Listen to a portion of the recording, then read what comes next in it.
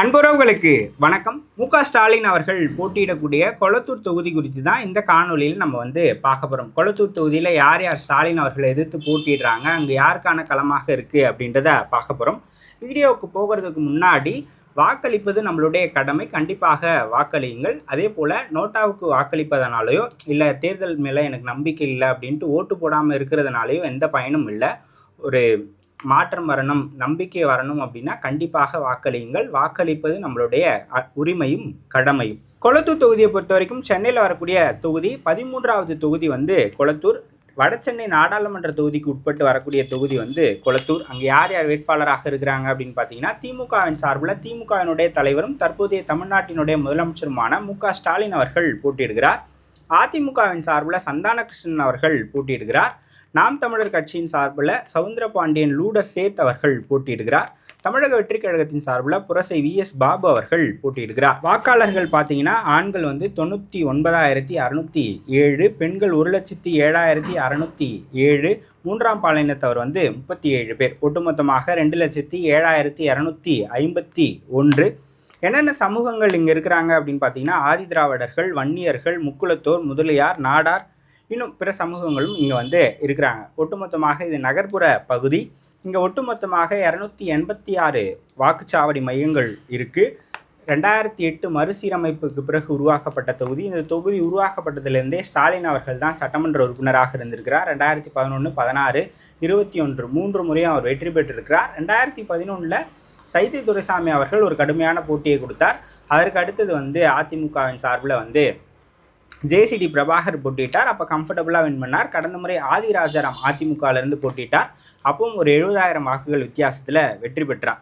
2021 தேர்தலில் பார்த்தோம் அப்படின்னா, திமுக 1,05,522 வாக்குகளை பெற்றிருக்கு. அதிமுக 35,138 வாக்குகளையும், மக்கள் நீதி மையம் 14,210 வாக்குகளையும், நாம் தமிழர் கட்சி 11,304 வாக்குகளையும் பெற்றிருக்கு. ஸோ வேட்பாளர்கள் குறித்து பார்க்கலாம். முதல்ல ஸ்டாலின் திமுகவினுடைய தலைவராக இருக்கிறார். இதுவரை 1984 அவர் தேர்தலில் போட்டியிட ஆரம்பித்தார். 84 தோல்வி, 89 முதல் முறையாக அவர் வெற்றி பெற்றார்.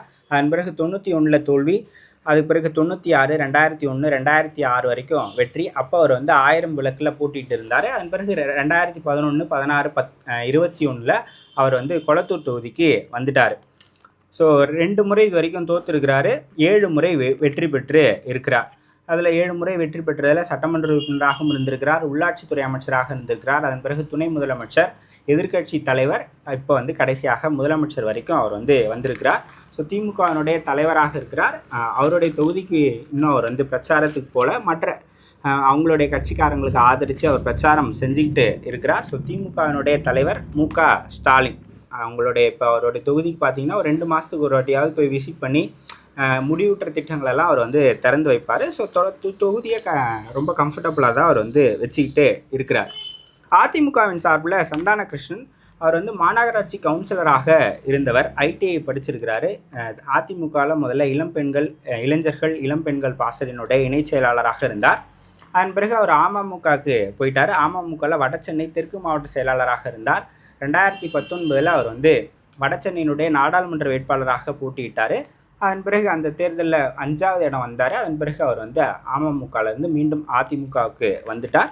இப்போ அதிமுகவில் ஸ்டாலின் அவர்களை எதிர்த்து கொளத்தூர் தொகுதியினுடைய வேட்பாளராக அறிவிக்கப்பட்டிருக்கிறார். தமிழக வெற்றி கழகத்தில் புரசை VS பாபு அவர்கள் வேட்பாளராக அறிவிக்கப்பட்டிருக்கிறார். அவர் அண்மையில் தான் ஒரு தேர்தல் வேட்பாளர் அறிவிப்புக்கு ஒரு மாதத்துக்கு முன்னாடி தான் அதிமுகவிலிருந்து தாவேகாவுக்கு போனவர். அவர் சட்டமன்ற உறுப்பினராக இருந்தவர். அவர் ஃபஸ்ட்டு திமுகவிலிருந்து அதிமுகவுக்கு வந்தவர். அந்த ஸ்டோரியை சொல்கிறேன். அவர் புரசிவாக்கம் MLAவாக 2006 to 2011 வரைக்கும் இருந்தவர். அப்புறம் புரசிவாக்கம் தொகுதி நீக்கப்பட்டது. அதன் பிறகு கொளத்தூர் நிறைய தொகுதிகள் உருவாக்கப்படுது. அப்போ புரசிவாக்கத்தில் நீக்கப்பட்டதால் அப்போ அது வரைக்கும் 1000 விளக்கில் போட்டியிருந்த ஸ்டாலின் அவர்கள் கொளத்தூர் தொகுதிக்கு மாறுறார். அப்போ இவருக்கு வாய்ப்பு கிடைக்காம போது அப்பவும் ஒர்க் பண்ணிட்டு தான் இருக்கிறார். அப்போ அதிமுகவில் இருந்த சேகர்பாபு அவர்கள் திமுகவுக்கு வந்துடுறார். அதன் பிறகு திமுகவில் சேகர்பாபு அவர்களுக்கு நிறைய முக்கியத்துவம் கொடுக்கப்படுது. ஸோ அதனால் அவர் என்ன பண்ணுறாருன்னா, சேகர்பாபு அதிமுகவிலேருந்து திமுகவுக்கு வந்துட்டார். இவர் திமுகவிலேருந்து அதிமுகவுக்கு போயிட்டார். அதன் பிறகு போன பிறகு கூட அவருக்கு அந்தளவுக்கு இங்கே இருந்த மரியாதை அந்தளவுக்கு இல்லாமல் இருந்தது. அதன் பிறகு 2017 இவர் டிடிவி தினகரனை ஆதரித்தார் அப்படின்னு சொல்லிட்டு அவர் கட்சியிலிருந்து நீக்கப்படுறார். அதுக்கப்புறம் கொஞ்சம் அமைதியாக இருந்தார். திரும்ப 2021க்கு அப்புறம் மீண்டும் அவர் கட்சியில் இணைகிறாரு. அப்போ என்ன பதவி கொடுத்துருக்குறாங்க அப்படின்னா, வடசென்னை வடமேற்கு மாவட்ட செயலாளராக அவர் வந்து இருந்தார். அதிமுகவில் இருந்தார். அதிமுகவில் விருப்ப மனுலாம் அவர் வந்து கொடுத்தாரு. ஆனாலும் அதுக்கப்புறம் என்ன ஆச்சுன்னு தெரியல. அவர் மாவட்ட செயலாளர்லேருந்து நீக்க போகிறாங்கன்ற ஒரு செய்தி வந்தது. இன்னொருத்தர் மாவட்ட செயலாளராக போயிட்டாங்க. அதுக்குள்ளே அவர் வந்து தாவேகா கட்சிக்கு வந்துட்டார். இப்போ கொளத்தூர் தொகுதியில் ஸ்டாலின் அவர்களை எதிர்த்து போட்டியிடுகிறார். ஸோ 2006 to 2011 திமுக சட்டமன்ற உறுப்பினராக இருந்தவர் இன்று திமுக தலைவராக இருக்கக்கூடிய ஸ்டாலின் அவர்களை எதிர்த்து தமிழக வெற்றி கழகத்தின் சார்பில் போட்டியிடுகிறார். நாம் தமிழர் கட்சி சவுந்தரபாண்டியன் லூடசேத் அவர்கள் போட்டியிடுகிறார். 2021 11,304 வாக்குகளையும் 2024 13,773 வாக்குகளையும் பெற்றிருக்கு. நாம் தமிழர் கட்சியினுடைய ஐடியாலஜிக்கான ஓட்ஸ், தமிழ் தேசியத்துக்கான ஓட்ஸ், அவங்க எப்பயுமே வாங்கக்கூடிய வாக்குகளை அவங்க ரீட்டைன் பண்ணிவிடுவாங்க. ஸோ போன வாட்டி 14,000 வாங்கியிருக்காங்களா, 13,000 வாங்கியிருக்கிறாங்க. இந்த வாட்டி ஒரு 15, 18 அந்த மாதிரி அவங்க வாங்குவதற்கான வாய்ப்புகள் வந்து இருக்குது. ஸோ கொளத்தூர் தொகுதியை பொறுத்த வரைக்கும் போட்டியெலாம் இல்லை. ஸ்டாலின் அவர்கள் கம்ஃபர்டபுளாகவே ஜெயிச்சிருவார். கடந்த முறை 70,000 வாக்குகள் வித்தியாசத்தில் வெற்றி பெற்றார்.